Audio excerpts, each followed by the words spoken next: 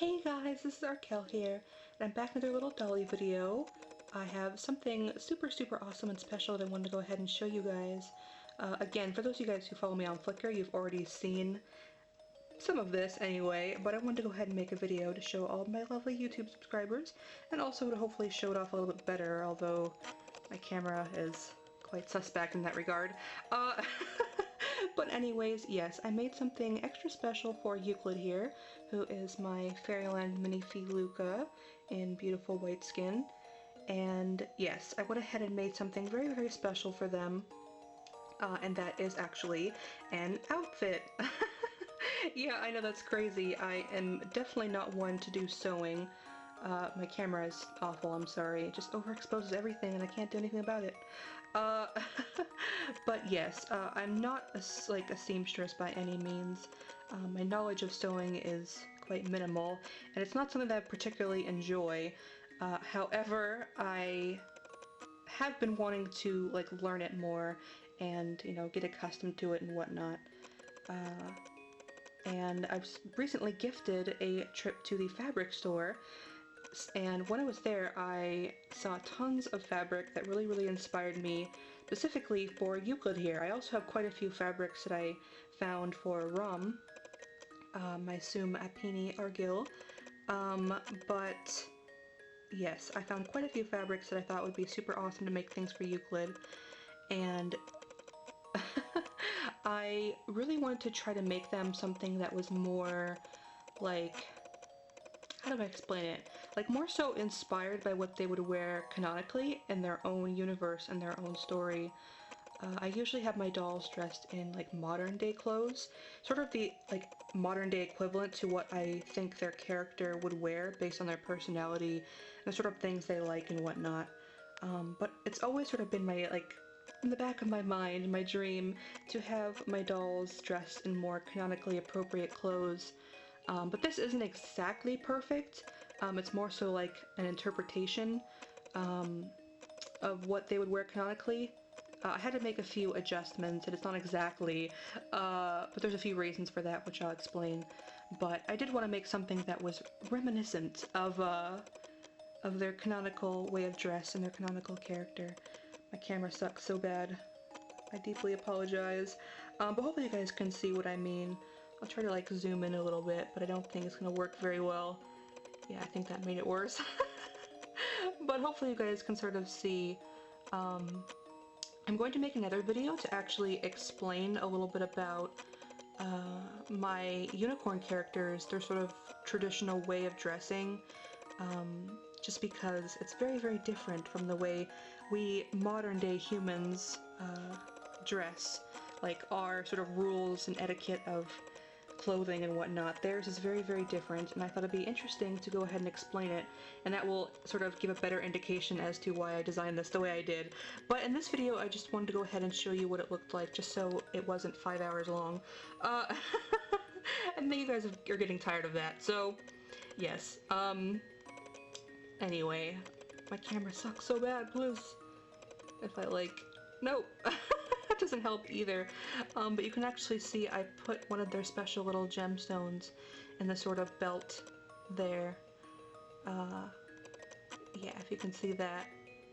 I made a previous video where I said that I had gotten some little rhinestones or special gemstones that are going to be for my unicorn characters to sort of symbolize their bond between their trios. I think I explained it in my previous video, so I'm not going to explain it all here, but each trio has a specific color and size and shape of gemstone that represents their trio. It's sort of like a wedding ring, if you will. One of them is embedded into their body someplace, and the others, they can have multiple all over their body if they choose, as jewelry, not directly embedded into their actual quote-unquote skin. They can wear plenty of other ones that are just adornments, but they all have to be the same gemstone, the same cut, and the same color as the one that symbolizes their bond. It's very important to them. Under no circumstances are you ever supposed to wear a gemstone that is not of your own trio. It's like sacrilegious, you could say. Very much a no-no. But this is the one that Euclid has. There's actually a little bit of a story around this, but I'm not going to explain it now as to why they have this one. I'm not going to explain it right now. Spoilers. But yes, so I will go ahead and make that other video and explain a little bit more about their culture and their way of dress and stuff, so hopefully this will make a little bit more sense. But I want to make this video just to show you guys what it looks like and to show you Euclid, because they're super, super awesome. Love them! I think I might redo their face up sometime in the future, but I love them. They're super, super awesome. I will actually explain, now that I'm like staring right at it, I mentioned that there's a few like adjustments that I had to make, like that I wouldn't normally do if I was making something that was more canonically appropriate for their character, or making something that was exactly true to their character, and that has to do with their chest region here. I believe I've mentioned this on Flickr, and I may have mentioned it in a video, I'm not too sure, but of course you guys don't know, my character Euclid is gender fluid, and I don't like to say exactly what their like anatomical gender actually is, just because it's sort of a secret for their character, and I like to be respectful of their character, even though of course I know what it is. But yes, since their character keeps it kind of a secret, I also choose to as well, and canonically, regardless of their gender, Euclid is completely flat-chested. Again, regardless of whether or not they're actually a boy or a girl, they are completely flat-chested. And at the time when I got Euclid as a doll, the best option that was suitable for their character from Fairyland at the time was the A-line girl body. And of course the cutie bust is the smallest bust option there.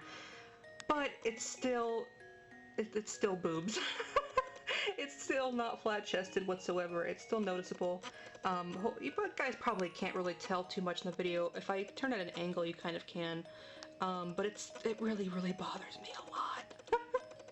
Because it's not accurate to their character, and it drives me insane. So I made a little bit of an edit in the top portion to sort of like, you know, hide the chestal region a little bit.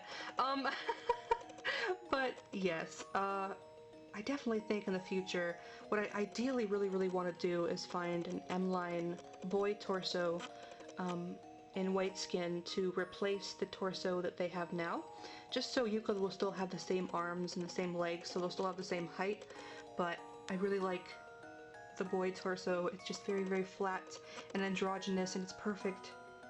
Super, super perfect for Euclid's character. So I'd really love to find that someday, but they're very difficult to find in white skin. But if that doesn't end up working out, I may either mod the chest they have or actually just get them an M-line boy body instead. Again, not as a reflection of their actual gender, maybe, maybe not, but just because the like sort of shape of it suits their character better. So yes, anyway, I will zoom out a little bit so you can hopefully see this a little bit more. But yes, I'm going to stop rambling, and I'm going to make another video where I ramble more. So yes, thank you guys so very much for watching, and I hope that you like it, and I hope that you like Euclid. Of course, like I said, I'm not a seamstress, so it's not really all that great, but I did want to go ahead and show you guys anyway. It's just super cool to actually see them in something that's pretty close to canonical, like, you know, what they would actually wear in their story. So yes, I will see you guys in the next video, and thank you so very much, as always, for watching. And I have much more dolly things to ramble about, so yeah, be prepared.